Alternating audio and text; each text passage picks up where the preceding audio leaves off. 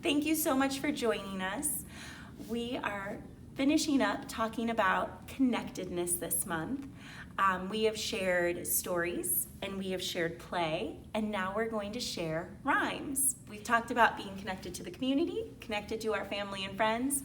Now we're going to talk about being connected to ourselves, because it's really hard to be connected to our community and to our family and friends if we first don't feel connected to ourselves. One of the core components to social emotional learning is learning coping techniques and knowing how to manage your emotions, and also knowing how to manage your reactions to other people's emotions. Some of the different ways that you can do some self-care and practice self-care together as a family is maybe you do some nice deep breathing, taking a deep breath in through your nose and out through your mouth. Poetry, which a lot of poetry is filled with rhymes, it has natural breaths built in. It has natural pauses built in, which is amazing. So if you're not used to taking deep breaths, reading a book of rhymes could do the same thing and make your body and your mind feel the same way that taking deep breaths does. One of the things that I really want to make sure to emphasize is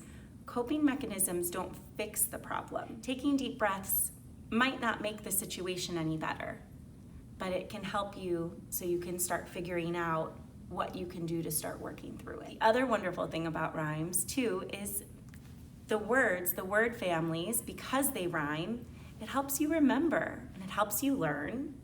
It makes it easier to recollect.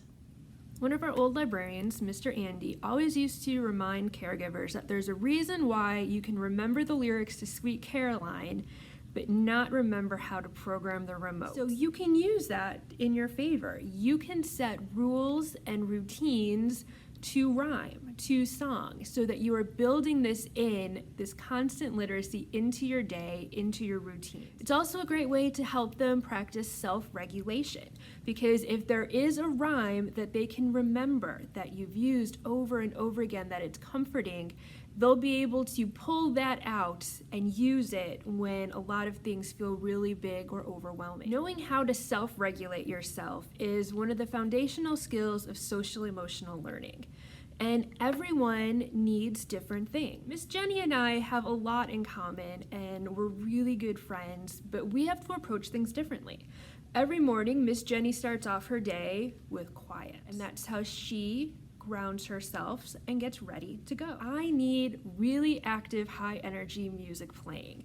And if it's dancing, so much the better. So what works for you as a caregiver might not be what works best for your child. So trying different ways to go about it will help everyone find their rhythm and how things are going to work best for them. So maybe you build in some really active, bouncy rhymes when you're waiting in line, or when you're getting ready for breakfast, or when you're waking up in the morning. Or maybe you're starting your day out with slow rhymes and slow movement. Twinkle, Twinkle, Little Star is one of the most common calming rhymes that there is. If your child's centered, grounded place needs to be something more active, then maybe you're doing Row Your Boat. And maybe you guys are rocking back and forth, or maybe you guys are facing each other and pulling each other back and forth.